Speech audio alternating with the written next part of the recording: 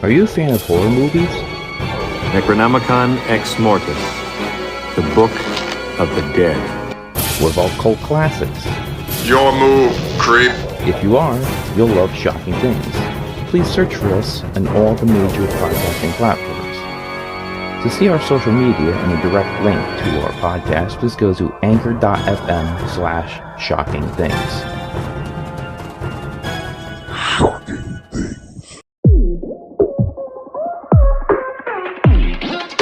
BST presents Derailed.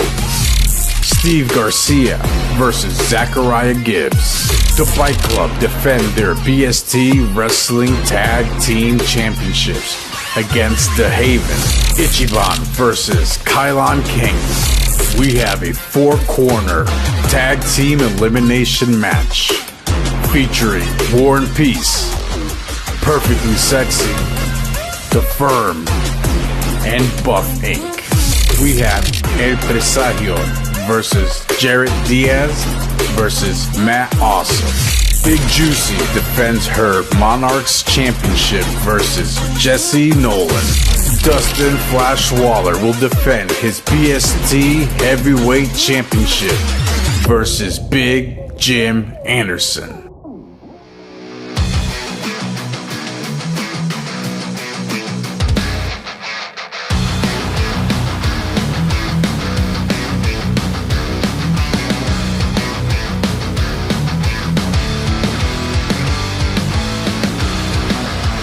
So, all right, everybody, welcome to the PWZ podcast. Tonight, I have a very special guest with me from Alliance blog, alliance-wrestling.com, J Cal.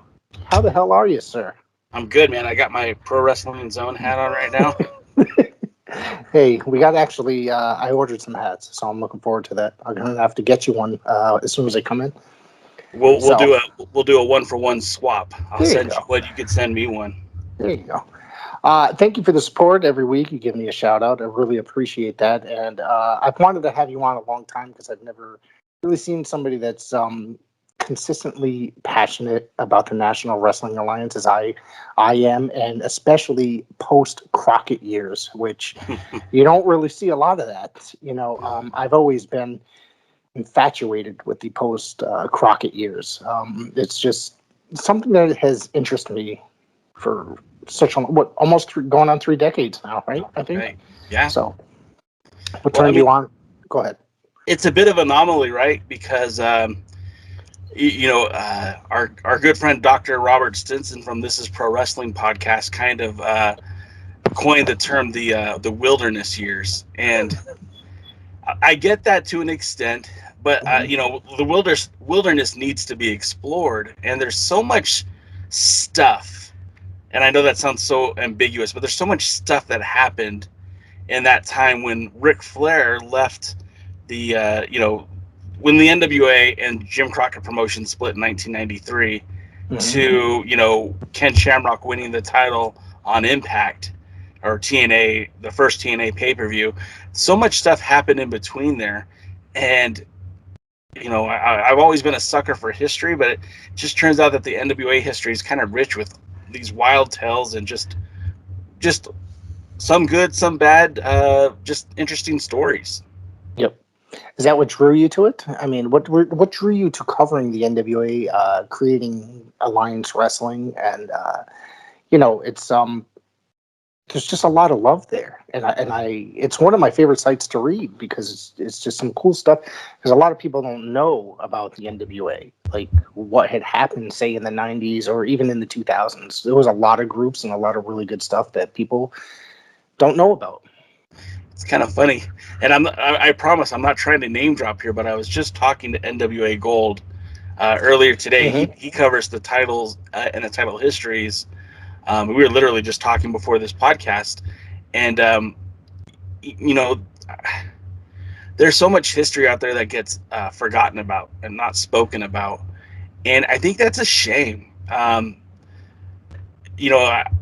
Over the last few years, I have this new appreciation for Mike Rapata, who a lot of people have no idea who that man is, but he was the steward of the NWA 10 Pounds of Gold when nobody else really was. There wasn't a National Wrestling Alliance that was getting recognition by the mainstream media. There was no PW Insider covering, what was going on in Music City Wrestling, or, Wrestling One wasn't talking about what Brody was doing down in Florida, or what Carino was doing with the World's Heavyweight Championship. There was just this lack of coverage.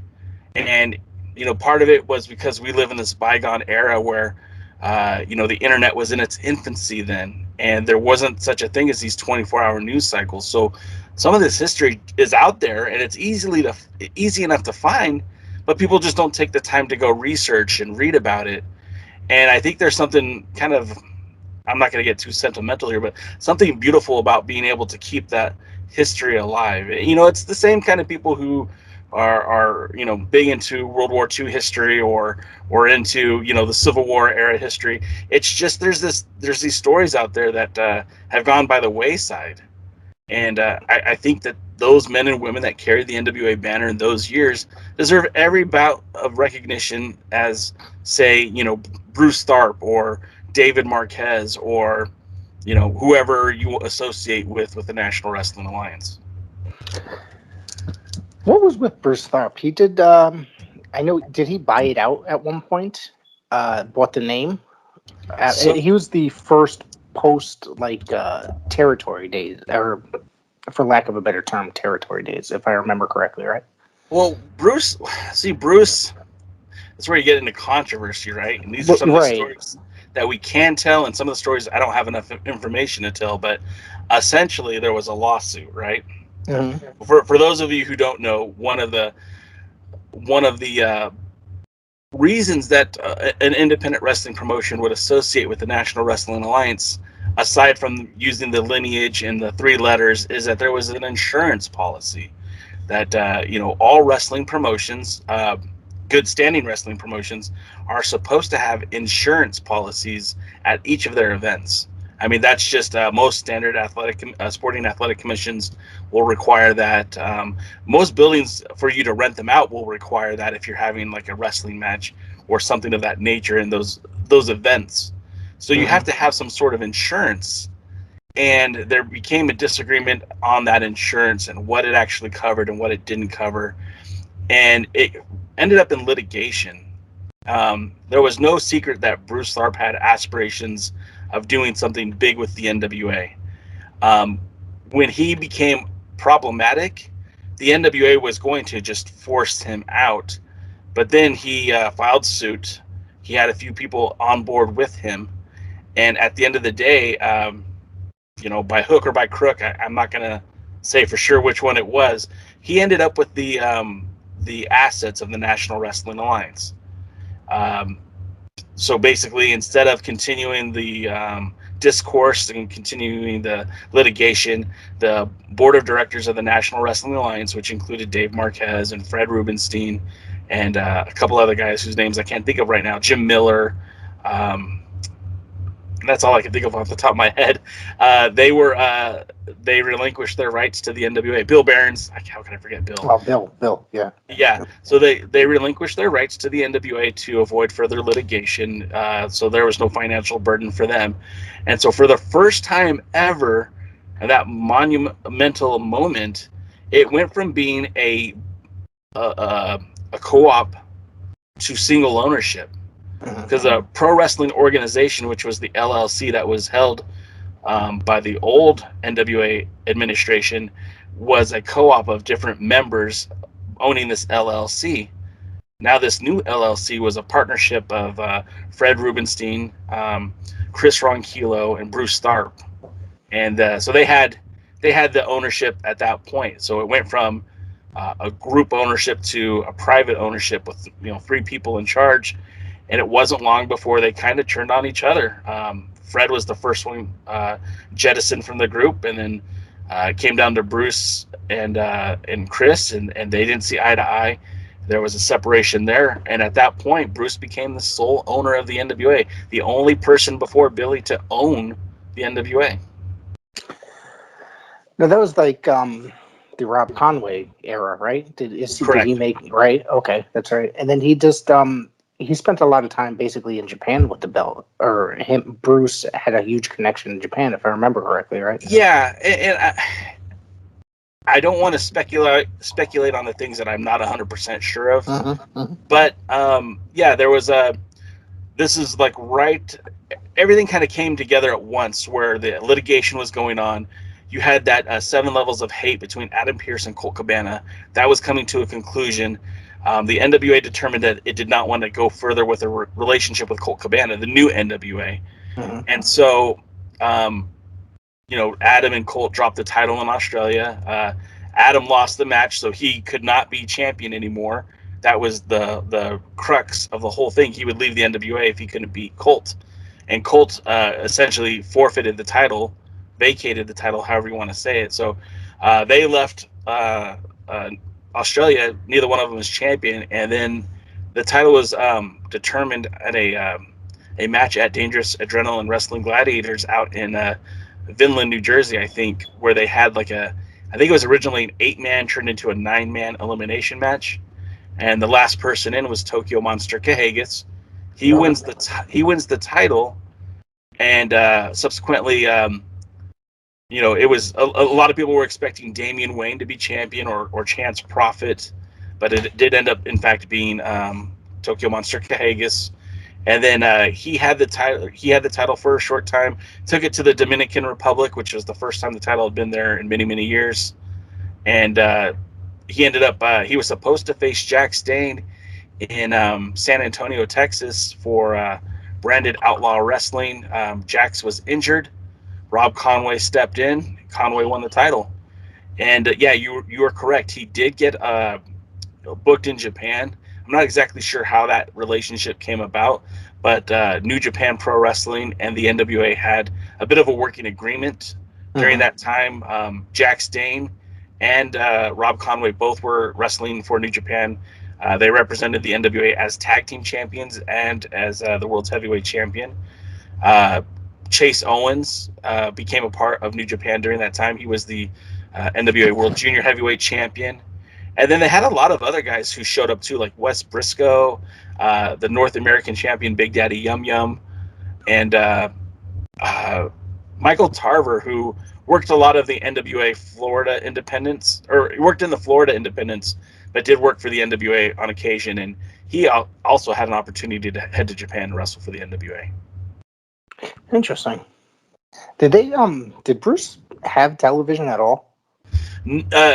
So Bruce, as the owner of the NWA, no, he had no television. He didn't even really have a promotion. But there were members in the NWA at that time that did have television. Okay. So there's South Athletic Wrestling or something like that. NWA Saw in Tennessee. Showtime All-Star Wrestling. That's what it was. Showtime All-Star Wrestling. They were based in Tennessee. Innovative Pro Wrestling, also based in Tennessee. Both back then it was called Smoky Mountain. Excuse me, Innovative Pro. Oh, I remember NWA Smoky Mountain. They used to run on YouTube like every Saturday morning or something. I watched that. That show I really liked a lot. Yeah, Tony Gibbons, great guy. Talked to him quite a bit. He has a knack for talent. Again, he helped find Chase Owens. He more or less discovered Jason Kincaid. And, he had used a lot of guys in that area. Conway, Jax, Scrap Iron, Adam Pearce. I really liked what he was putting out. And they're back running now again, too. So kudos to Tony and his crew. Oh, that's cool. Very cool. Let me ask you, I want to know some stuff about J-Cal. Sure. So, because I don't know a lot of the history. How did you start Alliance Wrestling? Your website. I guess you had a different site beforehand, if I remember correctly. I think I thought you mentioned that at one point. Well, my site has always been alliance-wrestling.com. Okay. I first started as a blog spot on Blogger, like a Google Blogger account. Yep. And I went with the name NWA Wrestling Fan Page, something like that. And it served me well for a while, but I kind of got the idea that at some point, if I wrote something that the NWA didn't like, that maybe they might tell me to shut my page down. And no one expressed that to me. No one came out and said that to me, but it was something that I always thought. Plus, if I ever decided to sell hats or T-shirts, I wanted to be able to use my NWA or my logo, and I couldn't use an NWA logo because I wasn't a member. So I started alliance-wrestling.com as an actual site. I think it was we had been doing it since 2007, but I think the site, the actual name didn't come till much later, like 2008, 2009. Okay. And I got into it because I felt like there was an underserved market, right? Back then, there was an NWA wrestling website, but it wasn't updated very often. And it was kind of funny because you had each member had their own website, and then the NWA had their website. And if you wanted to find anything, I mean, you literally were going down a Yahoo search engine, looking. And it was getting more and more unrealistic to find NWA news and information. So at first it started more of as a curation where I would find the articles and then I would share them. And I started off using a message board because the NWA had one, and they dropped their message board. I was like, well, we still need to have a message board, so I made one. And then when I saw that the site wasn't covering enough of the news that I was interested in, I started covering that. What really kind of kicked it off was the Reclaiming the Glory tournament that they did after they separated from Impact Wrestling, when NWA and Impact ended their relationship. I wanted to know what was happening in this tournament. And again, the website, the NWA website, wasn't covering it. You would literally go to a promotion's website to find the results. And being in Southern California, we had this really great website that covered the entire area so well. It's called SoCal Uncensored, still exists. And I modeled what they were doing there in the state of California to the United States, to the NWA. And I tried to emulate what Steve and SoCal Uncensored was doing for the NWA for the territories. I remember that NWA website that you're speaking of, and it wasn't very good. And it just had a lot of links to the other groups, and half of them were dead most of the time when you tried. And then some of them would just have like, oh, here's a video, and it's just like the same video for months on end, But wasn't kept up very well. The only website that I thought was updated somewhat regularly was the Wildside website. So that, and they always put their TV up there if you couldn't catch it. So that was what did you think of NWA Wildside? While I have you here. Yeah, absolutely. So I never really caught Wildside. Remember back then the YouTube didn't exist. In 1999, 2000, there was no YouTube. Right. There was a lot of tape trading. Which at the time, the little bit of tape trading I did was more focused on Japan and what was happening with some of the WWE developmentals. So Wildside kind of flew under the radar for me. I did catch a few episodes. I don't know if you remember the American One channel. It was like they put their content on the internet, and this is a wild concept because today we're like, oh yeah, that makes total sense. But back then, it's normal. Yeah. Back then that was groundbreaking, and we were on dial-up modems with 33.6K speed, so to watch it was kind of painful. And then if someone picked up the phone, then you're toast. Right. So I mean, this was technology has certainly come a long way. What Bill Behrens did, the maturation from Music City Wrestling to heading to Georgia with Wildside, I mean, it was great. Wildside created an opportunity for a whole new generation of wrestlers. Some of those guys got looks at WCW. Some of them got looks at the WWE. Of course, the ties that it had with Impact Wrestling when that started, and then NWA Anarchy in and of itself. I mean, towards the end of the prosperity of NWA Wildside and Anarchy, I mean, sure, the show looked a little dated, but the talent that they were able to come up with, unbeatable. I discovered Wildside by accident one night. I moved into a new apartment, me and my first wife, and I didn't have cable at first. So I turned on the TV with an antenna, and there was this America One, and they would run 3 hours of wrestling starting at midnight every Saturday, and that was there. And literally, I made sure I tuned in every Saturday night. just to watch that. We just had our first kid, so it was a lot of fun to discover that. And if I remember correctly, Wildside was associated with WCW as sort of a developmental towards like the later years, because guys like AJ and Air Paris and Right. guys like that would show up on like Worldwide and Saturday Night and stuff. Yeah, I mean, a lot of those guys were enhancement, and I don't know, that even goes back to when Bill was working with Music City Wrestling. I mean, Mike Rapata was a regular enhancement worker for WCW Saturday Night. I remember. Yeah. And a lot of those guys came from Tennessee, like Chris Harris before he was, America's Most Wanted. He was enhancement with WCW. He was called Chris Williams, I think, on a Saturday Night one. Yeah, that so makes sense. It didn't even make sense. I didn't even think of it until I saw it years later that he was. It's like, wait a second, that's Chris Harris. Yeah. So yeah, it's cool. There was like a lot of really cool stuff at that time period with the NWA. And but like I said, it's not known. So I do want to know about your trip to China. You took a trip, didn't you? Yeah. So, okay. So I got to preface this by saying, no, I think it's amazing.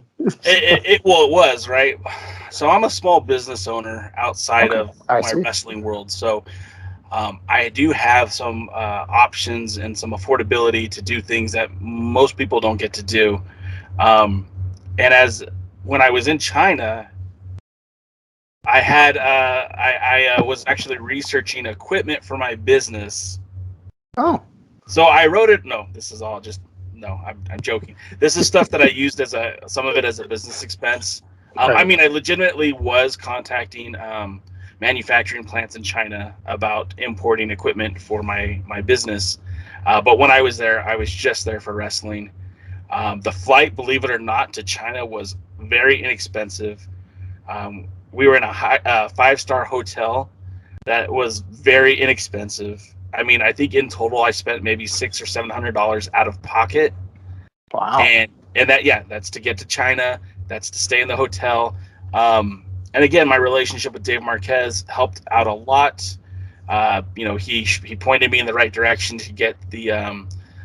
When you go to China, you don't just get a passport, but you also need a visa to get into the country. And even though I wasn't working, I wasn't under any kind of employment, you just need a visa to be there. So I can go to China for the next 8 years without any problem at all, although I don't really want to go right now. Going there was pretty cool. And it's very eye-opening. Like I've traveled a little, like I've been to Mexico, which is, I mean, that's pretty reasonable. I've been to Jamaica, which is again fairly reasonable, but China was just a different experience. Walking the streets of the downtown Wenzhou, China, not speaking a lick of Mandarin or any kind of subset of that language, and seeing people just so frustrated that this American can't speak English. I was hanging out with Watts from the United Wrestling Network and Championship Wrestling from Hollywood, and I was hanging out with Reno Scum a lot, and the looks that the people gave to see, first of all, Watts, who is a black man, African American. He's like 6'10" with his afro. He's probably close to 7 foot, and people would stop in their tracks and just marvel at this man, who they've never seen anything like that. And I thought, wow, that must be weird for him. And then I saw Rebel Reno Scum walk into the breakfast area and having a mohawk and covered in sleeve tattoos. And all of a sudden, they didn't care about Watts anymore. They're like, what's going on with these two? And the sponsors for the show took the wrestlers, took the talent, and we would go to different spots in Wenzhou and the surroundings area. So we were going to like a car dealership. It was I can't remember what dealership it was. It'll come to me later. But like we were hanging at a car dealership and taking photos, and they had drones flying over, and like hundreds of photographers. And for me, my role there was to document it. So I stood back. I'm watching my friend Dave Marquez. I'm watching my friend Dave Lagana, Nick Aldis, Reno Scum, Colt Boom Boom Cabana. Like these guys are just living it up, having fun. And it was just such a bizarre experience. We saw like a little a little pug walking down the street, and Colt Cabana's giving it water, and it was very surreal, but not much different than like any other major like city in in the United States.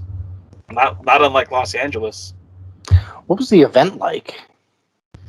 So it was a huge arena, and by huge arena I mean like easily 10,000, 15,000 people. Wow. They didn't have that many people. And there's actually a funny story that Lagana would tell, is that they were walking around. There's a Walmart and a McDonald's inside of the Walmart, just literally across the street. Now I didn't leave the venue just because I didn't feel like going anywhere. I was kind of worn out from all of our other adventures, and somebody in the Walmart was trying to sell these American tourists tickets to the wrestling show tonight, not knowing that it was Colt Cabana's face on the poster. Like, you're talking to the guy that's on the show. Why would he buy your tickets? He's going to be there. Remember, like that is a communist country, and even though a lot of the people there had freedoms, like what we saw, there was a lot of freedom there. It was a state produced event, so I think it was one of those deals where like, oh, we have wrestling today, and I think people were expected to come.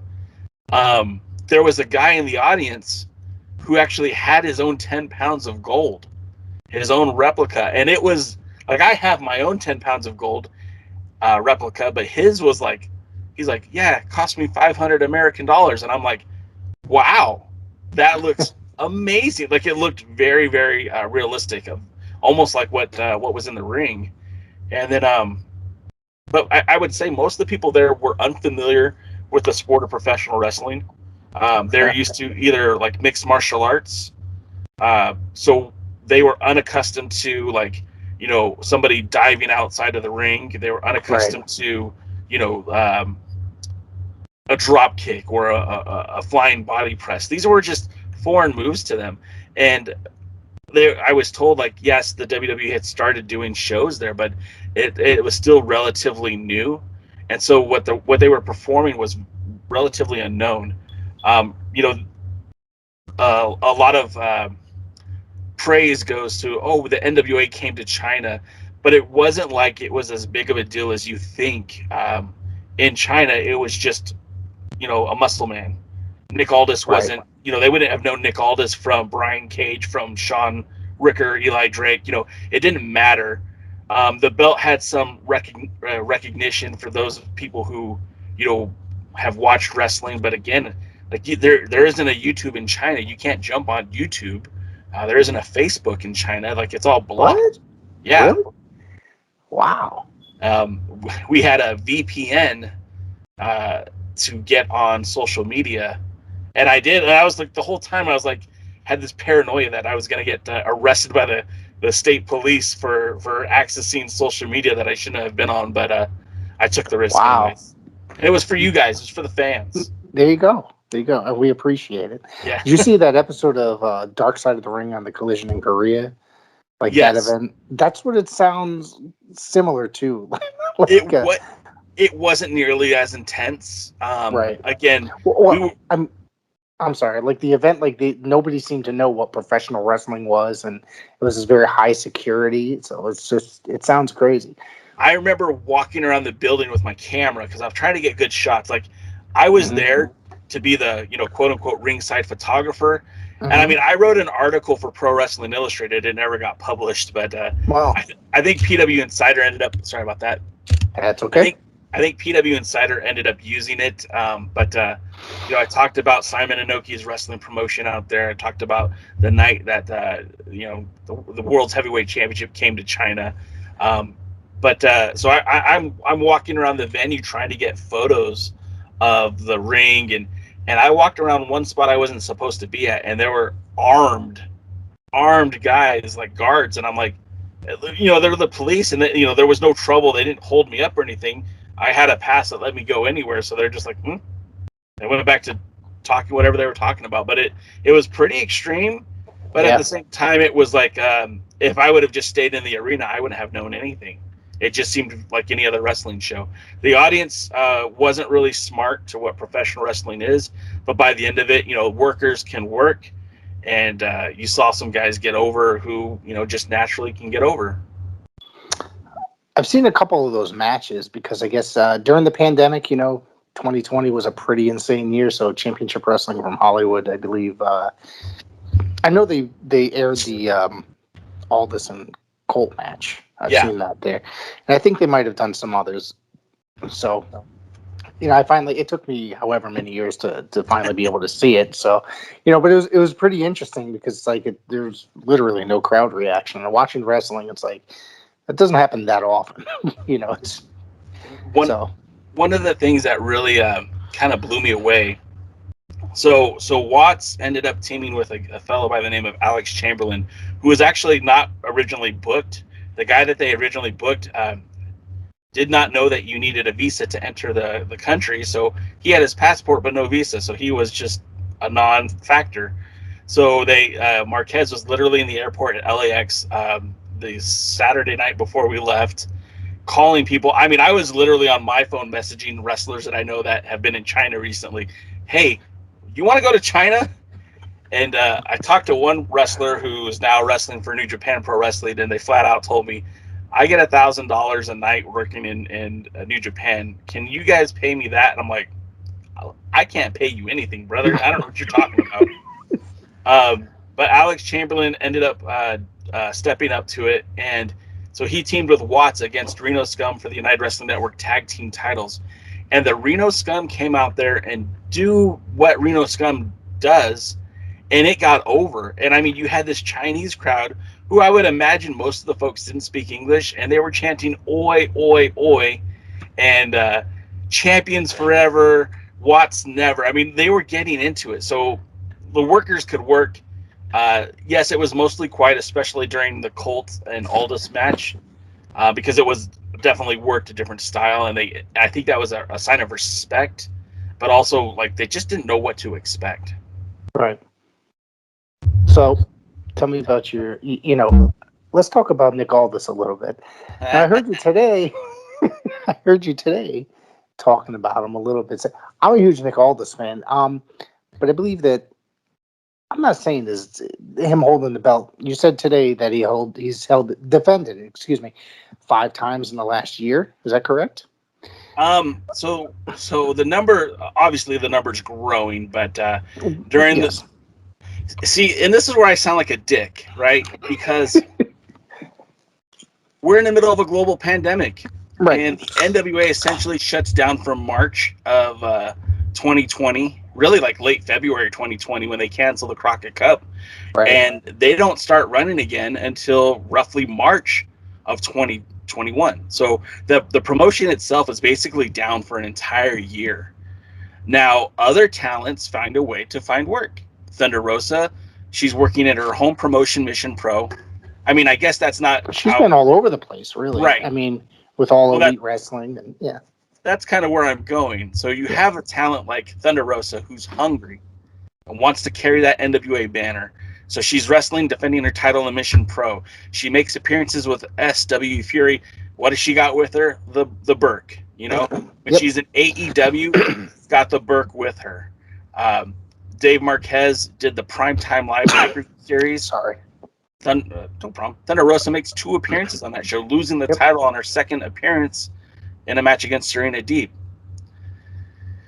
Then you get to Nick Aldis. And again, this is where I sound like a dick because we are in the middle of a global pandemic. Even now, we're still in this pandemic. We're still going through it. So I can understand as a father and a husband that you don't want to put your family at risk. You don't want to take bookings where it's dangerous. You don't want to take bookings where it's unsafe. I mean, how many talents, WWE talents, are coming down with COVID? You know, and if it can happen in the WWE, it can happen anywhere. So you have to give some leeway. You have to kind of say, okay, I get it. But I just feel like at that time, when you had Thunder Rosa working so hard, that she became the face of the franchise. And I felt like that things changed, things shifted. And I felt like Nick Aldis should have been doing the same. If not, I can't expect Nick Aldis to work for AEW because AEW has to call Nick Aldis and say, hey, do you want to work? I don't know if that conversation ever happened. I don't know that Nick Aldis was called by SWE Fury and say, "Hey Nick, do you want to wrestle here?" You know what I mean? We can't say that any of these phone calls happened. I know Nick had a match in Texas against Nobi Bryant. It was originally supposed to be against Jeff Cobb, and the winner of the Night 1 Battle Royal, who ended up being Nobi Bryant. So it was supposed to be Jeff Cobb, Nobi Bryant, and Nick Aldis. It ended up becoming a one-on-one Nobi Bryant versus Nick Aldis. That was his first match since the pandemic started. So he had one defense against, oh gosh, I can't remember the gentleman's name. I think it's Marcus Burke up in Nova Scotia. Okay. Then he had a match against Flip Gordon at the NWA pay-per-view in January, and those were both title matches.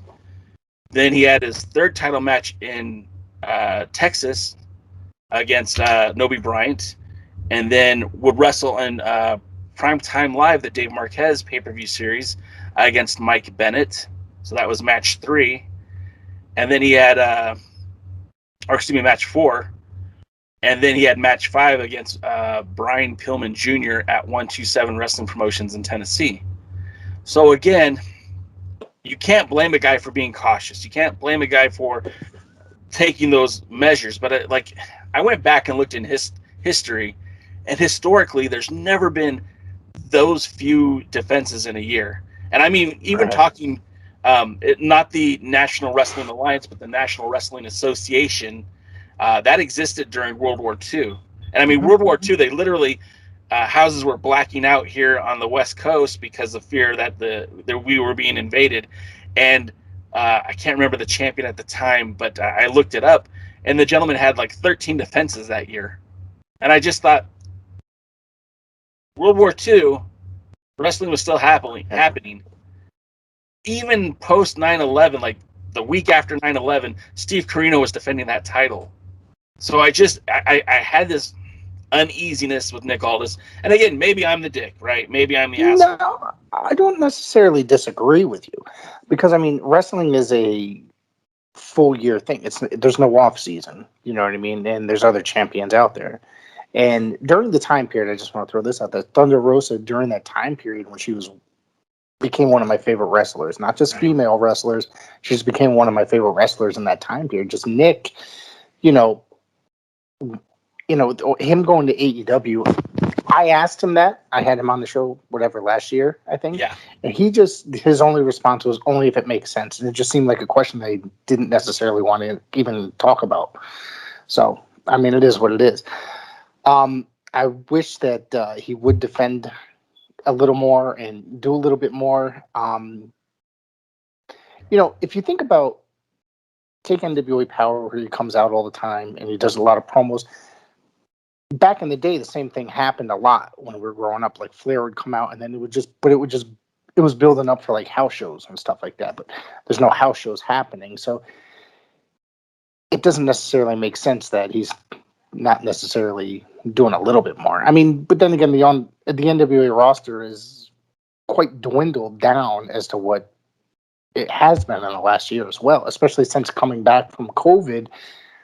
I mean, those first couple months were really rough to me. Well, there was definitely so during this whole time, there's a magnifying glass on Nick Aldis, especially for me, because I'm like, historically, he's the world champion. Historically, the belt's not being defended. And if you look back, his first run as champion that lasted from December 9th, 2017, when he beat Tim Storm at CZW, till September 1st, 2018 at All In, when he lost to Cody. I mean, you couldn't ask for a greater world's heavyweight champion. That title run alone would put him in the upper echelon of NWA champions. I mean, you're talking about a guy who defended the title like some 20 times, 15 times in the UK, a place where the 10 pounds of gold has only made a few appearances. Pierce defended it there. Blue Demon defended it there. Gary Steele, the only other UK-born pro wrestler, didn't even get an opportunity to defend the 10 pounds of gold in the UK. So that's pretty significant, and you can't take anything away from that. And then he comes back to the States and he's defending the title in Championship Wrestling from Hollywood. And he's making independent wrestling dates all across the country. And then, before All In was talking about the fact that he was going to go to China, that if there would have been no All In that year, that would have been the biggest thing for the NWA. So, I mean, he took the title to China, a place that has never seen the 10 pounds of gold. Harley Race wanted to take it to China. He never got that opportunity, but Aldis did. And, I mean, he's defending it on the East Coast. He's defending an MPW, and he's defending it, again, Hollywood. And he's just making defenses. He's starting to appear in Ring of Honor. And then you see this guy, he's with House of Hardcore, and he's defending the title in Australia. So in the span of, like, not even an entire year, like I think 9 months, he's defended the title in the UK. He's defended it all over the United States. He's defended it in China, and he's defended it in Australia. So 4 continents and like 9 months. That's incredible. And some of the names he faced, some of the guys, no big deal, but some of them are pretty big names. In other countries, it's hard for us to gauge who's popular over there. You know what I mean? Whether they're worthy of a title shot, but it is the NWA World Championship. That's the other thing. I do believe he faced Robbie Eagles when he was in Australia, who was pretty well known. And then he also faced Bronson Reed, who I can't remember his name when he was in Australia, but I can't remember. Yeah, he was a PWG guy at one time as well. So yes, I can't remember his name prior to WWE right now. So he was part of that TMDK group that produced like. Mikey Nichols and Shane Hayes, who both were in WWE for a short time. Right. But yeah, so I mean, I felt like the competition level was high. The matches that he had were great. He was defending it all over. That to me was amazing.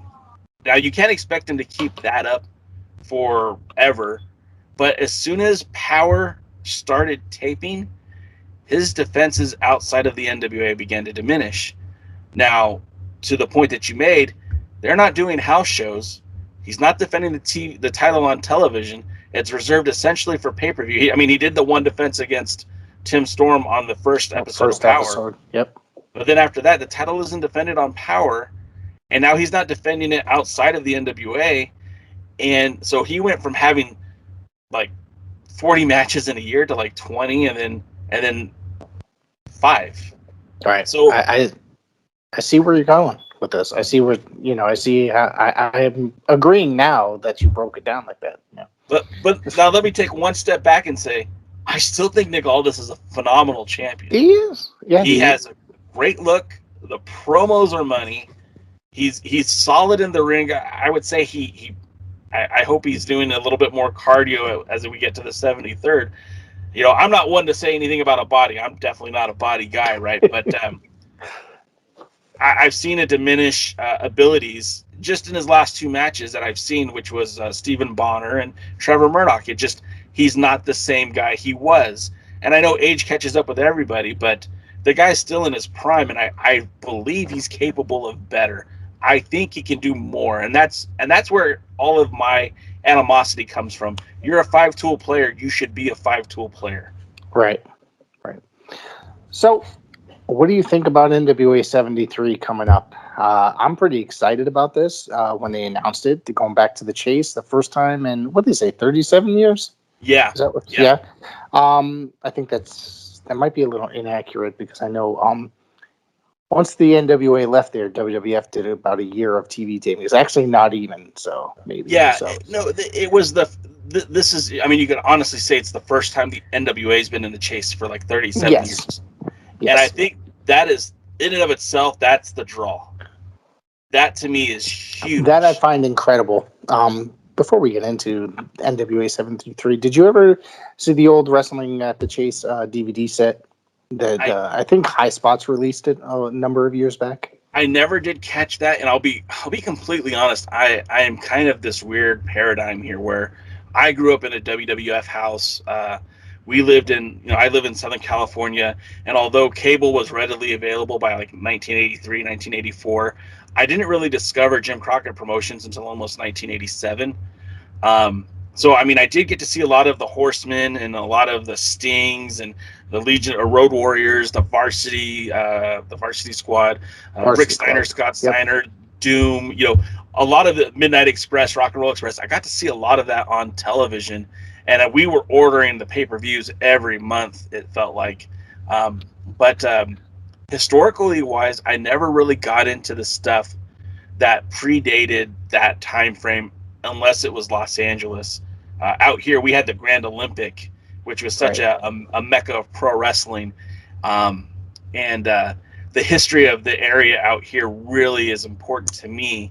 And I like when I could see like a John Tolos match or a Freddie Blassie match or a Rowdy Piper match or Chavo Guerrero match, I tend to flock to that. Santo was out here a lot. Mil Mascaras was out here a lot. So that's kind of like where I tend to flock to. So I'll be honest, that I know the significance of the chase, but I don't know the significance of the chase. Right. I feel you. That's awesome though that you did mention John Tolos. I love that guy. The guy was kind of a lunatic back in his day.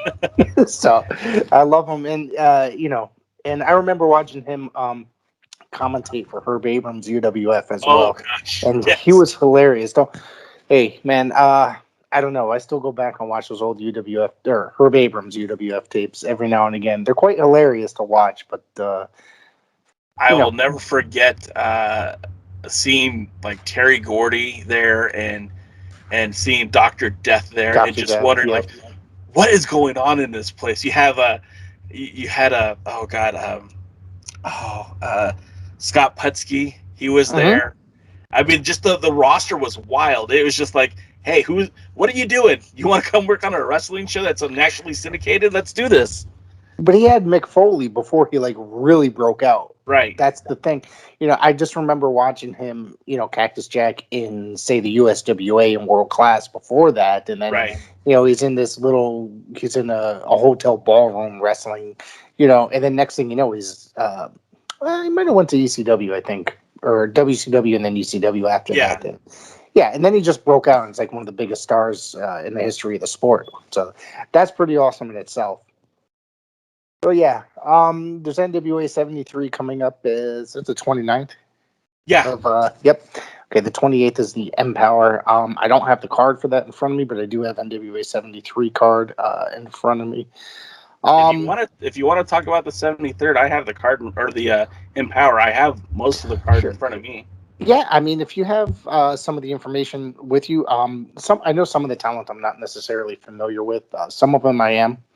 Through the NWA. If you want to talk EMPOWERRR first, we can go into that. So EMPOWERRR certainly feels like the byproduct of this forbidden door being kicked the heck in, because you've got talent from AEW, Impact Wrestling, Ring of Honor, and then just this whole scuttlebutt of top indie talent. And to me, I think I might be more excited about the EMPOWERRR card than I am about the 73rd card. Now, I'll be honest. Layla Hirsch, I know she's a badass in AEW, but she doesn't pass the sniff test to me, if you know what I mean. Like, seeing her stand in that ring with Camille, who legitimately looks like if Layla Hirsch had a twin sister and stood on top of her shoulders, she still would be shorter than Camille. And she towers over her. It's like ridiculous. It was a great visual in the AEW ring, but it's like, right. I don't know how this match works. Now, I know legit Layla is a worker. She's a shooter, and I know that this match has all the potential to be great. Just that sniff test, though, is a little rough for me. They've announced 9 of the 10 names of the women that will be in the Invitational Battle Royal. They started off with Tootie Lynn Ramsey at the press conference, followed by Jamie Segal and her manager, drag queen Poyo Del Mar. Then they announced Chelsea Green, which was a huge. I mean, that's a huge pickup. I think it's a huge loss for WWE. For sure, Chelsea Green, because she was really going forward there, and I don't know what's going on over there, to be honest with you. They're releasing a lot of big names, but I guess their losses are gain. Absolutely, and I think.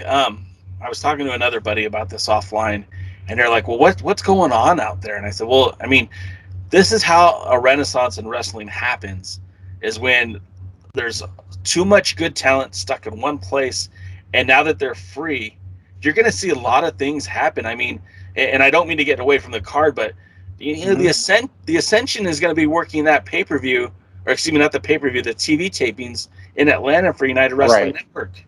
I mean, that's crazy to me.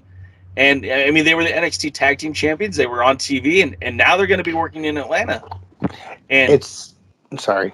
Go ahead. No, go ahead. It seems like once the Ascension went to the main roster, they just lost all hope in them, or they just gave up on them. It's like the first 2 weeks, they just, and then, you know, they just they didn't get over, so they just kind of, you know, lost in the shuffle. They were nothing anymore after that. It's a byproduct of bad booking, you know. Yeah. Well. Yeah. And not only that, but there's just too much talent. You know, like 3 hours of television. You know, on Mondays and Fridays isn't enough. Yeah. And not for that roster, not the way it was. And some of these cuts had to be made. Some of them I'm still scratching my head over. But yeah, their loss is everyone else's gain. You know, Ring of Honor tweeted, who should we go after? You know, AEW stocking them up. You know, like, okay, let's get Daniel Bryan. Okay, let's get this guy. Let's get the Fiend. Who knows what you're gonna see? But I just, you know.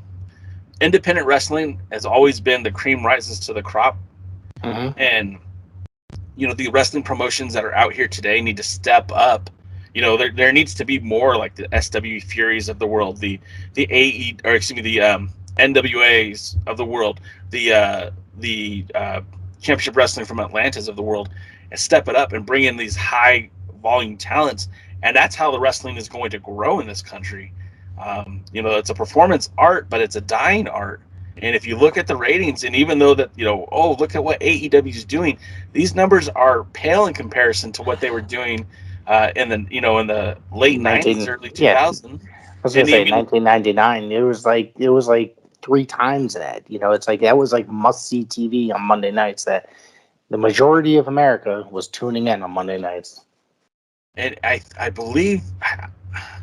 I read somewhere that a wrestling promotion was canceled because of the low attendance numbers it had. I think this might have been Global Wrestling Federation at the Sportatorium. They were disappointed in the numbers that they were getting, and that's when they finally decided to just close it down. And it was like 1,200 people. And I'm like, Ring of Honor would kill for 1,200 people at their events, you know? Right. But just times have changed. And don't forget, that was a building that had been popular for decades and sold out for decades. So, yeah, of course, you know what I mean? 1,200 to that building, the Sportatorium, after what, 40 years of sellout crowds every whatever. So, yeah, you're going to be disappointed in it. But GWF was a different product, you know, than World Class, the NWA Associated League. And actually, Crockett, the NWA was there too. Crockett rebooted and started there again. And NWA Dallas, yeah, sure. Yeah. All right, let's get back to Empower. Sorry about that. So no worries at all. And then they brought in Lady Frost, who, I mean, many people thought she'd be on the card. My favorite choice that they've brought in is Debbie Malenko. And I've done a lot of research on her as of late, and she's a firecracker. I mean, she's going to be the oldest woman on the card. She's 49 years old, but this lady, man, she's a true pioneer in professional wrestling. She was, imagine everything that Medusa Maselli was. Now pull back all the fame and prestige that went with it. Debbie Malenko trained at the Malenko family dojo. You know, Boris, Dean, and Simon all had a hand in training her. But one of the things that I found out recently is that she actually received additional training by Carl Gotch. Gotch was training wrestlers at the time in that Malenko dojo for the UWF, not the Japanese promotion. The shoot fight promotion. Yep. And so Gotch was training wrestlers like Norman Smiley and a few others. And Debbie goes over there and says, "Hey, that looks like fun." And so she throws her hand in it, and Carl Gotch helped train her to be a wrestler. Now, keep in mind, Carl Gotch had never trained a female wrestler before her, and never trained another female wrestler after her. That's So incredible. she's the only women's wrestler to ever be trained by Karl Gotch. You know, and the Japanese call Karl Gotch the wrestling god. You know, so that's pretty significant. That's pretty meaningful. And Boris blessed her with the name Malenko when she was going to Japan, because at the time, Malenko, that name carried a lot of weight in Japan. She was wrestling as Debbie Drake in the Florida Independence, and he said, no, you need to go as a Malenko. And so she went over there and represented that family, that style, that brand of wrestling in All Japan Women's Wrestling. The same promotion that, you know, Medusa wrestled there, Terry Powers wrestled there. There was a few talents from CMLL, like Esther Marino and Cynthia Marino, and then like Aja Kong and there's a lot of other women whose names I will butcher if I try to pronounce, but like that All Japan Women's Wrestling in the early 90s was no joke. It was one of the toughest. It was a hot period for them. Yeah, and so Debbie came over there with really just wrestling a handful of matches in Florida before going over there, and she spent about on and off like about 3 years there, winning their tag team championship, and then winning their individuals title. And she held the title for a couple of months when during a tag team match she broke her ankle, and like legitimately, like it was hanging on by the skin. It was really, really bad. Damn. And it was thought to be a career-ending injury, which, I mean, essentially it was. But had she been able to stick around, we might be talking about her the same way we talk about Jazz, or the same way we talk about some of the women in professional wrestling who weren't just eye candy, you know, actually went out there and wrestled. You know, Medusa gets a lot of pop and circumstance for how she was as a competitor, Alundra Blaze or Medusa in WCW. But I mean, it really, that style of wrestling didn't really transfer over until just really like, you know, the last few years. Right. But she was a true pioneer, and that's why I like her so much. And I hope the NWA does something more with her than just this one-off. But I don't have high hopes. Again, she's 49 years old, but just such an uber talented female. I hope that the NWA recognizes that. Cool. I'll have to look more into her because I don't think I've heard the name, but I don't think I've ever seen her. Yeah, she's look for the female wearing like the Steiner style singlet from the 90s. You'll find her. She's not hard to find. And then there's Bianca Corelli, who is the daughter of Santino Marella from WWE, his fame. And then they announced Genocide, who, I mean, by all rights should be there. She's been one of the best parts of NWA Power. Yeah, she's been great on Power lately. So her and Lady Frost have been just perfect for that show. Right. A female that I'm not super familiar with in Masha Slamovich. I've heard great things about her, but I don't really know her. She wrestles up here a lot in the Northeast.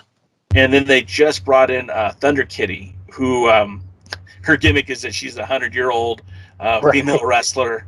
She's kind of a throwback. She actually trained out here in SoCal at the Santino Brothers Wrestling Academy. And that's the same place that's produced Brody King for Ring of Honor, Jake Atlas, who was in NXT, Tyler Bateman, also in Ring of Honor, Heather Monroe, who's now out in Florida, and my friend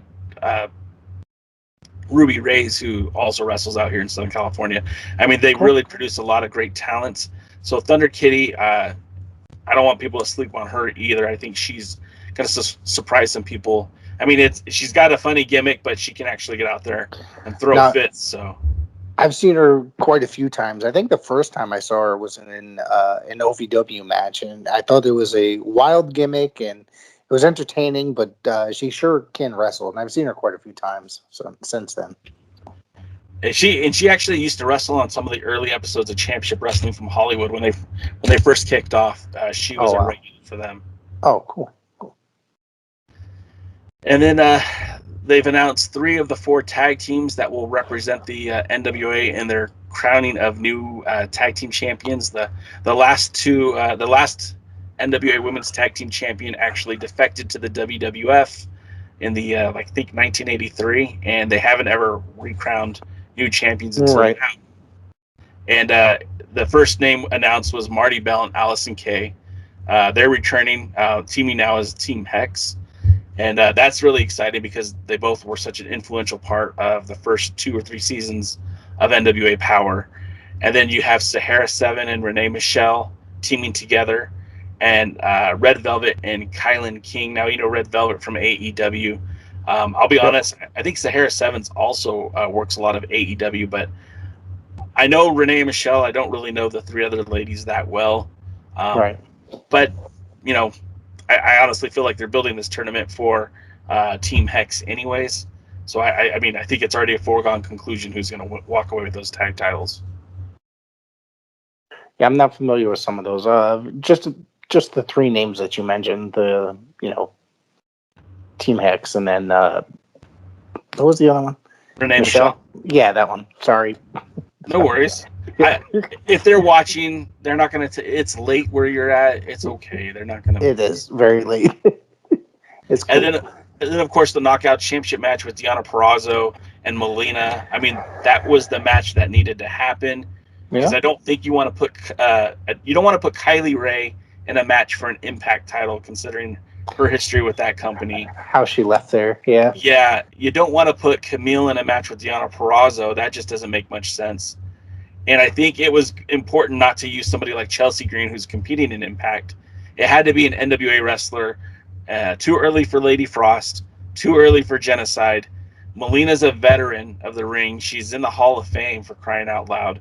And she's a former WWE women's champion, Divas champion, I guess. So you got to give her some credit and put some respect on her name. Right. I still think Deonna Purrazzo walks out as champion, but I think she could put on a really good match with Melina, and I think we'll see something good there. I think that'll be a fun match. It'll be really good because both competitors they're just really good wrestlers, the 2 ladies. Yeah, I'm looking forward to it. And then the next night we get the 73rd. So yeah, as predicted, everybody kind of figured that it'd be Trevor Murdoch and Nick Aldis. Between the history of the 2 in the last 6 or so months. Yeah. So what's your prediction on this match? I think that I think that a title change needs to happen because as we discussed about Nick earlier, it's a little something needs to happen. A little change of the guard, a little freshness to the NWA brand, even if it's for a short bit. We talk about how great Ric Flair is as a world's heavyweight champion, right? Right. 17 times he won a world championship, whether it be the NWA, WCW, WWE, WWF, whatever you want to call it. But he had to lose that title 17 times to do this. Right. Mm-hmm. And as awesome as a lot of people think it is that Nick Aldis' title reign has lasted over 1,000 days, let's not kid ourselves that there has been an extreme lack of competition for Nick Aldis. Who was he supposed to face at Crockett Cup 2020? Marty Scurll, a guy who he already beat at the Crockett Cup 2019. Right. You start looking at some of the names he defended the title against in the NWA. Tim Storm, a guy he had already beat. Flip Gordon, a guy he had already beat. Marty Scurll, a guy he had already beat. Robert Gibson, a guy he had already beat. And then exhibition matches against folks like Trevor Murdoch or Ricky Starks. Never was his title in peril. Never was he really in danger in an NWA match. I mean, he's 6'4", 245 pounds, 250 pounds. How big is Marty Scurll? 5'8", 5'9", $160. Yeah, you might have a point there. Yeah. I've never saw a match where I felt like Nick Aldis was the smaller guy, or where he wasn't the bigger guy. And he's a gifted wrestler. Mm-hmm. I want to see that man challenged, and I don't feel like he's been challenged. Like even Tim Storm. Tim Storm is great, but he's not Nick Aldis in the ring. He just isn't. Right. And so when Nick Aldis wrestles against Trevor Murdoch and that match ends and a disqualification, it left a really bad taste in my mouth.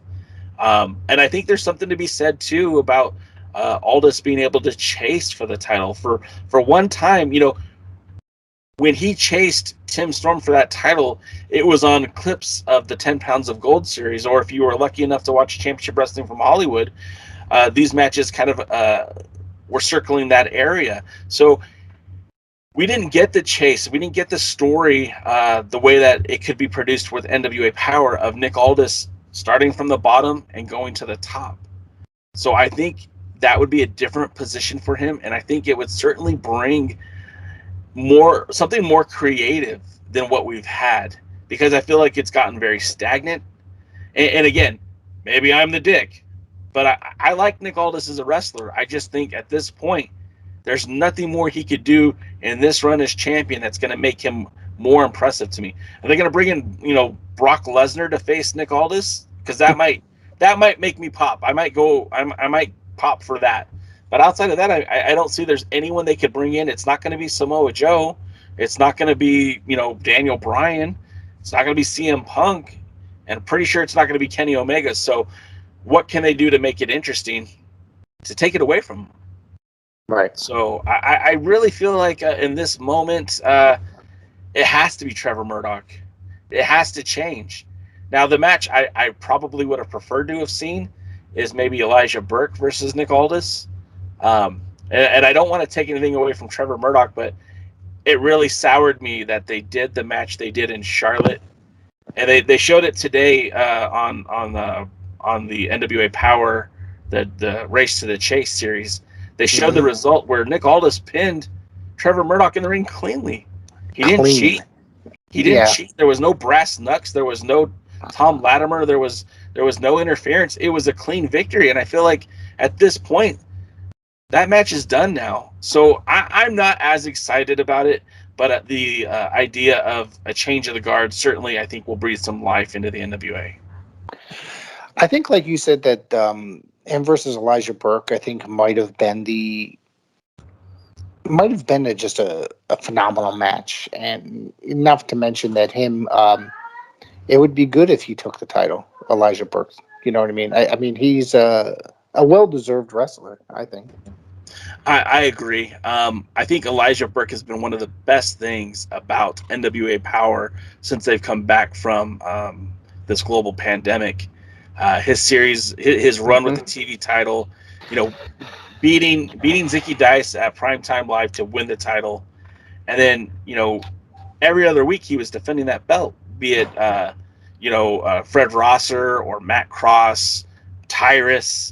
That he went out there and worked every week. And when he wasn't working, they put a big emphasis on who's going to be the next challenger for that title. So I really feel like if the NWA has done anything superbly outside of the women, I really felt like they did a great job with that TV title. So he's the guy I think would have made a lot more sense. Win, lose, or draw against Tyrus, going on to face Nick Aldis at the pay-per-view, I think would have made a lot more sense to me. I don't understand why the NWA took the TV title off of Elijah Burke and put it on Tyrus. I don't think, to me, it makes no sense whatsoever. See, so the creative wheels in my head can make a lot of good, compelling stories with that, and I hope that's what they plan on doing.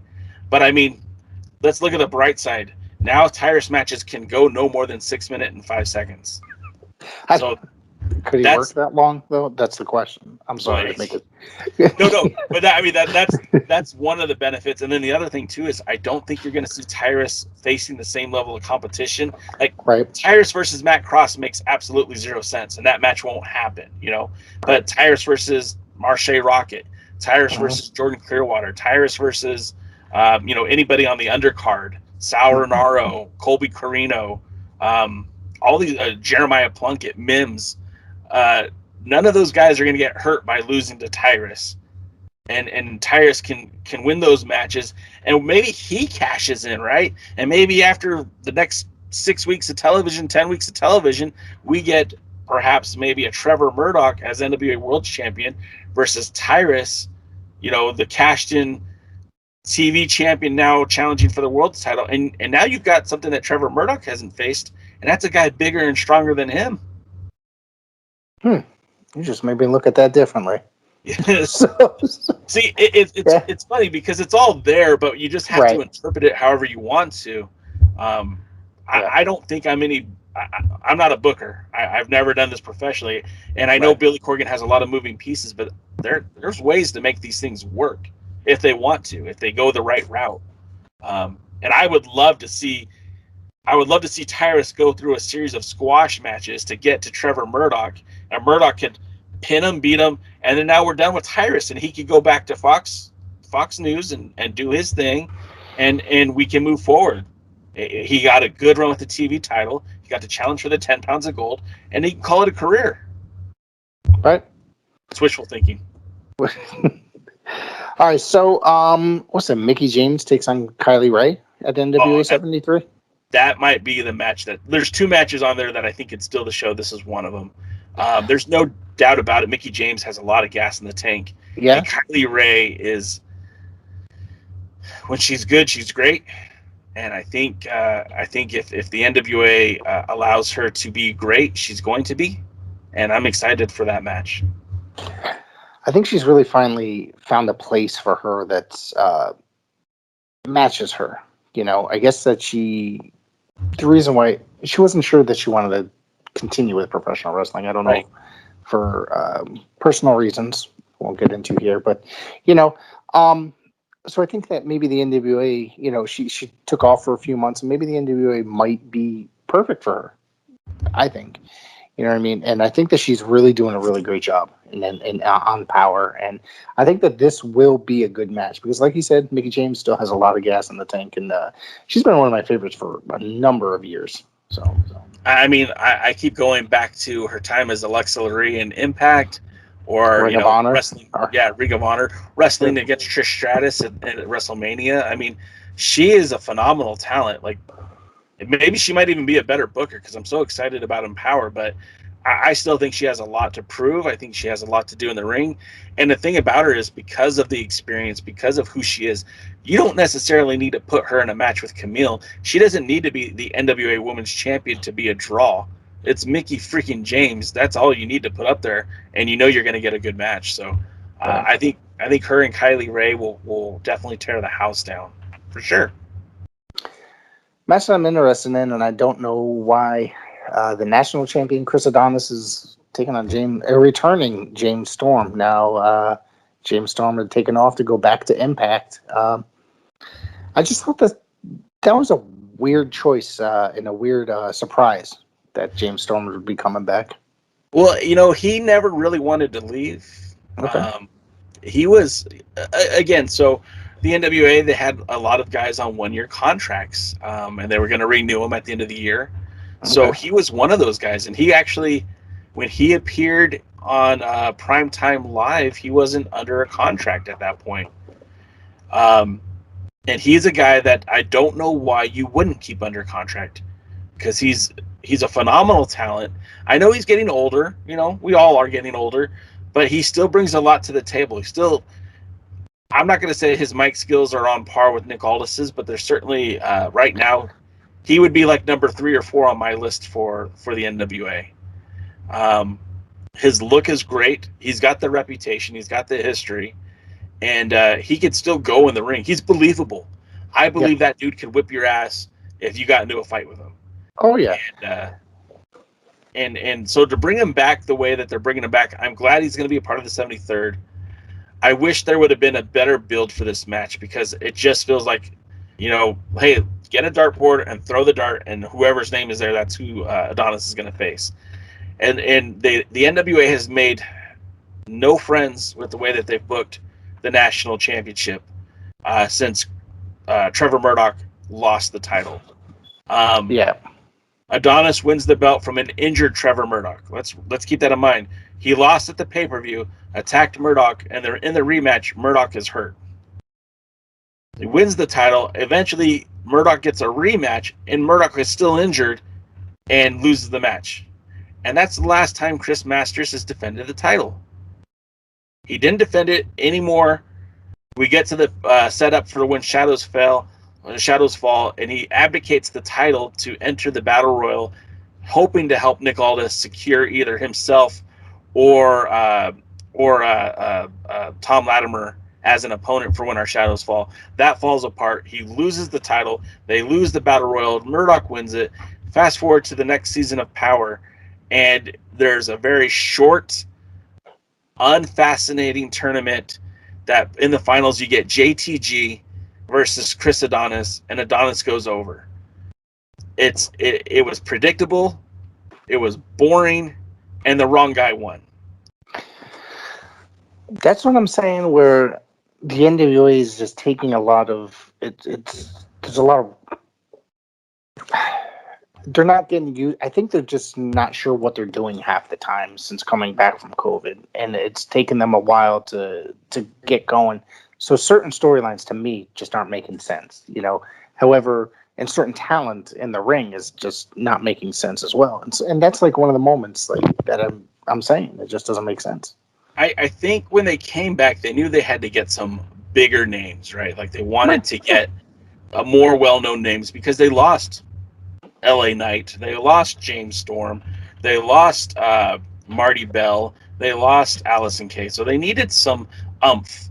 And now I don't know that Chris Adonis is umph, but he certainly has some name recognition, some face recognition. And I take nothing away from the athlete, I take nothing away from the wrestler. I just don't like the way that they've booked him, and I think he's capable of a lot more. So hopefully on this, you know, after this pay-per-view, whatever direction they decide to go with the national title, I hope there's a little bit more thought put into it, and that becomes more of a focus for the NWA. I just told you how great I thought they did with the television title, and I tip my hat to Billy Corgan. When you do something right, I'm going to say, damn it, that's great. And when it's awful, I'm going to say, damn it, that's awful. What they did for the TV title, they now need to do for the national title. It needs to be built up because it's basically meaningless at this point.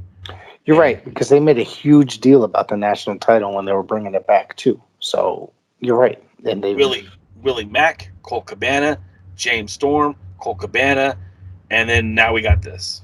Right. So all right. So the World Tag Team titles, Kratos and Stevens taking on La Rebellion. So individually, I love Kratos. Individually, I love Stevens. I'm not a huge fan of the team. I think they've made some headway on the last set of tapings.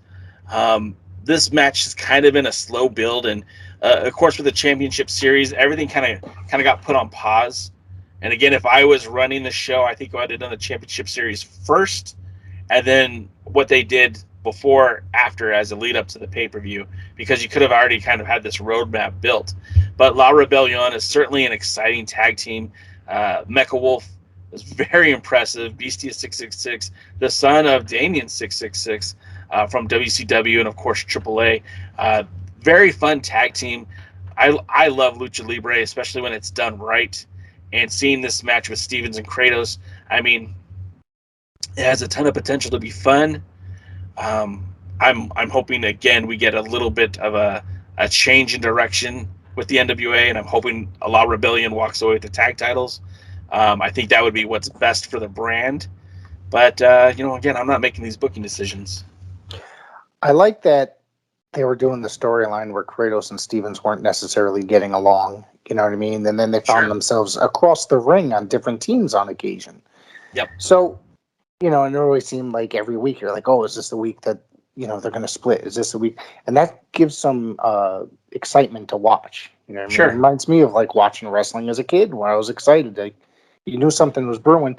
And then all of a sudden the last couple of weeks it just seemed to have gone away. It simmered out.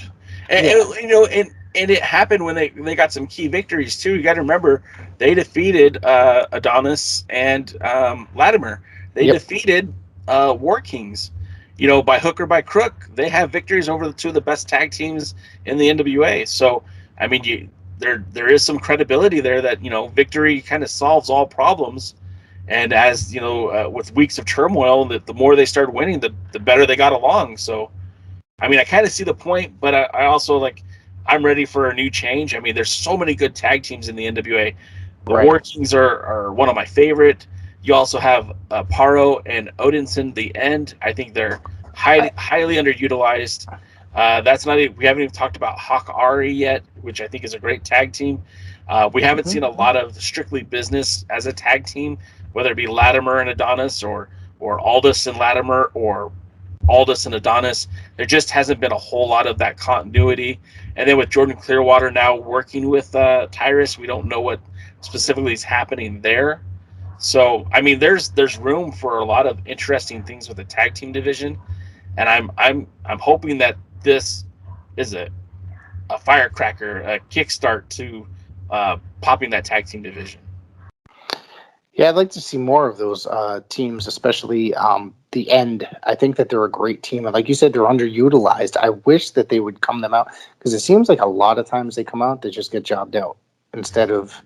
And I know, like, I've seen those guys many, many times over the last few years, and they're a great team. So they need to do more with them, I think, personal opinion. Do you remember when they brought Paro in for this first match, and he wrestled against Jordan Clearwater and literally just ate his lunch, like just beat the crap out of the kid? Yeah. And you think, holy crap, this guy is great. Like, I thought maybe he was just going to be a singles wrestler. And I'm thinking, man, in my head, I'm having these visions of Vader. And I'm thinking, man, you've got Tim Storm over here who's just doing commentary.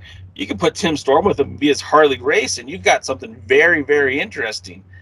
And then they ditched, all my hopes and dreams with that when they brought in Odinson. I'm like, hey, this is even better. They need more tag teams. Great. This is like Demolition and the Road Warriors. This is like the Steiner Brothers and Doom. Like, we've got some legitimate, hard-hitting tag teams. Let's go.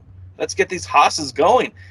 And it was not really that either. So it was like, what are you trying to do with the tag division? And like you said, there's times where I feel like Billy is dead on, knows exactly what he's doing, and can pull a great story out. And then there's times where I feel like maybe he gets bored with it, or maybe he just doesn't have a clearly defined vision, and is more of like, well, let's see what happens when we do this. And Right. I don't think that's necessarily indicative of success quality. There's a couple more matches that, and then we'll take it home. Tom Latimer is taking on Crimson, and then Tim Storm in a triple threat. I talked about matches that I said what might steal the show. Tom Latimer's he's a beast. He's amazing. Yeah, that dude has really impressed me since joining the NWA. He looks like $1 million. Everything he does in the ring just seems to make sense. His personality is perfect for the character. It's like the Tasmanian devil running around that ring, just causing havoc. I love that guy. I want to see more of that guy. Crimson, we haven't seen a whole lot of singles Crimson, and what we've seen, I haven't been overly impressed. I know he's better than that. I know Right. He can come out and he could do some damage. I think he'll be a lot of fun in this match. And then Tim Storm is like everybody's pal. When they talk about our pal Sal, no, it's Tim Storm who everybody likes. And I think Tim Storm, again, he does such a great job in the broadcast booth, and I think they want him there. He's really good on the commentary. I mean, I was really surprised when he joined in on the commentary that how good he was. When they lost Stu Bennett, I thought, well, that sucks, because he was really good. He's good too, yeah. And then when they put Tim in the booth with Velvet and Joe, I was a little tepid at first, but I really warmed up to Storm in the booth, and I think he's so good at it. I don't think they knew how good he was going to be, and they want to put him in that. He wants to be in the ring, that he wants to be out there. He wants to be physical, and I hope this is an opportunity for him to see more Tim Storm in the ring. But this match, I think. A bunch of hosses going out there fighting. It's not going to be pretty. We're not going to see a lot of wrist locks and single arm takedowns and double leg takedowns, and we're not going to see a lot of submission wrestling. We're going to see some dudes punching each other in the face, some forearm smashes, and just a lot of rough house wrestling. I like it. I'm excited for that match. Yeah, I think this is going to be a good one. And then we have a 6-man tag: Tyrus, the Masked Man, Jordan Clearwater against the Pope in the end. So not much to say about this one myself. So. This is again, like, let's just throw darts at the wall and see what we can put together. I like the end. I already said that. I think Pope is second best guy on the roster. I've already said that. I'm not a huge fan of Tyrus, but I could see value in him. The Masked Mystery Man, I think, is going to be someone down the road who's going to be very important to the success of the NWA. But it's a weird dichotomy on how they book this guy, and it just I can't make heads or tail of it. And then who was their partner? I forgot. Tyrus, the Masked Man, and who else? Oh, sorry, Jordan Clearwater. So Clearwater, I mean, him and Tyrus kind of have that business proposition already going. Yep. Clearwater's a guy who I really, really like, and I don't think they let him be himself. Like, Jordan Clearwater's wrestling for New Japan Strong, and he's good. He wrestles in Championship Wrestling from Hollywood. He's good. He comes to the NWA, and then he seems to be less than good. I see what you're saying there, because I have seen him in Championship Wrestling from Hollywood. That's where I first saw him, and I enjoy his work there. And the NWA, I was like, oh, this is great. He's coming here. You know what I mean? It's an opportunity for him, and he's not nearly as good. You know, it's like less than good. And when you talk about a guy like Slice Boogie, who has a similar situation, right? I mean, he was in Hollywood. He wasn't booked as one of the top guys, but he's had a lot of good matches. His match against Davey Boy Smith Jr. at Primetime Live was tremendous. That guy can definitely go Slice Boogie. Absolutely. And in the NWA, they've booked him as a guy who is going to be a threat at some point. Maybe not today, but definitely, you know, standing toe-to-toe with Jack Stain, a former Grand Slam champion. I mean, that says something about your work ethic and your toughness, right? And to see that match, such a strong match, such a good match, and then see Tyrus, or not even Tyrus, but Paro just eat Jordan Clearwater's lunch. It's like these guys came from the same spot essentially, and one of them is looking really, really good right now, and the other not so much. And that's a bit of a head scratcher. I just don't get it. Yeah.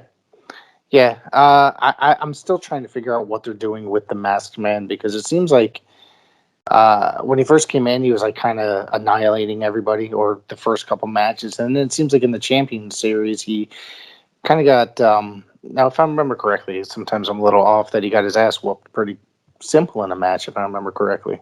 Well, he had the match against Crimson, and that was a brutal match. I mean, Crimson really took the gloves off and was very rough in that match. But at the closing minutes of that match, we had the Masked Mystery Man with the the sharpshooter on Crimson.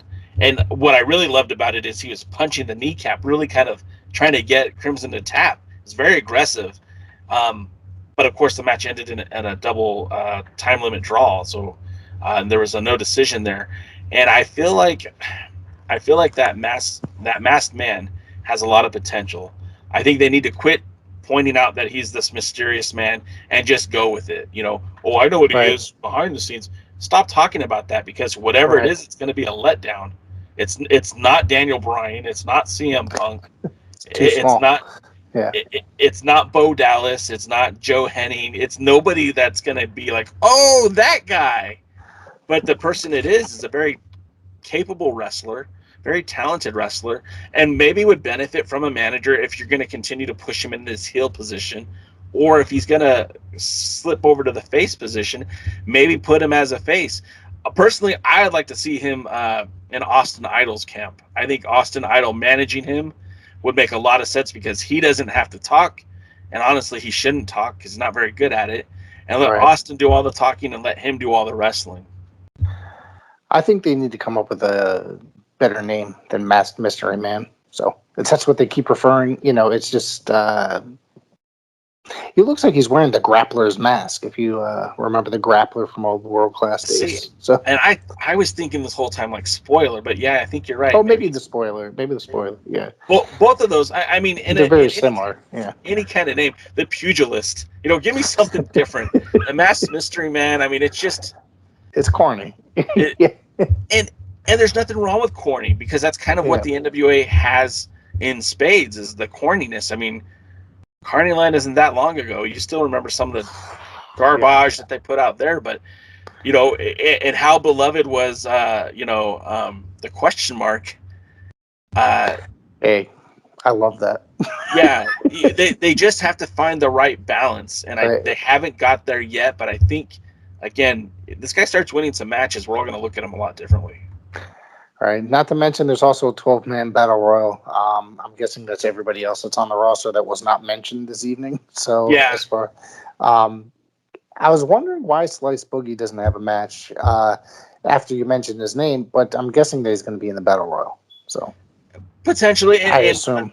Yeah. he's also recently just signed with MLW as part of their new their new LAX with Danny Limelight and Conan's representing them. So it's kind of like maybe he's wrapping up his dates for the NWA. I know that Marquez has said that he still is working with them in Hollywood, and so is Danny Limelight. So it's not like it's an exclusive deal, but perhaps maybe the NWA and the MLW have a conflict where that won't work.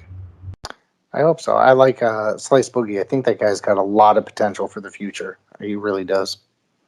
All right, with that being said, Jay, I'd like to wrap things up, and I'd like to say thank you for appearing here on the PWZ podcast. Why don't you plug some stuff? Oh, I'd love to. You can check out. Now, this is one of my favorite podcasts to watch. I listen to it a lot, and Rick and I, we've been exchanging messages for quite some time.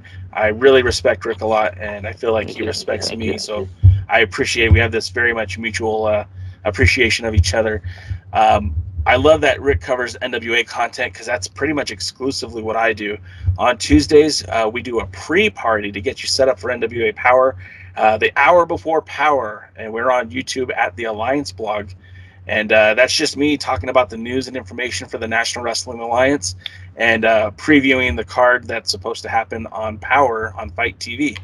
And then on Thursdays, my pals DKM and former World Junior Heavyweight Champion Kevin Frazier recap the episode of Power. And we do that every Thursday at 8 p.m. Eastern, 5 o'clock Pacific, also at youtube.com/the Alliance blog. And then, of course, we're on all social medias at the Alliance blog. Make it easy for you. We're on Tumblr, TikTok, Facebook, Instagram, Twitter, Twitch.tv, also YouTube. And the audio version of our podcast is available on Amazon, Spotify, Apple, at the Alliance blog. We, again, try to make it easy. And, of course, the website of record for all your NWA news and information is alliance-wrestling.com. We've been in business since 2007, covering the NWA in its entirety. So if you guys are big fans of the National Wrestling Alliance, please check us out. We'd love to have you a part of our hashtag NWA fam. And I really do appreciate your time, Rick, and having me on. I love talking about the NWA, good, bad, or indifferent. It's always a good time, and I'm glad you and I finally got to talk because it's something I've wanted to do for quite some time. Yeah, same here. I'm finally glad I reached out to you because what was bound to happen is just I can't imagine why it took us almost 2 years. So thank you so much. Absolutely. Thank you.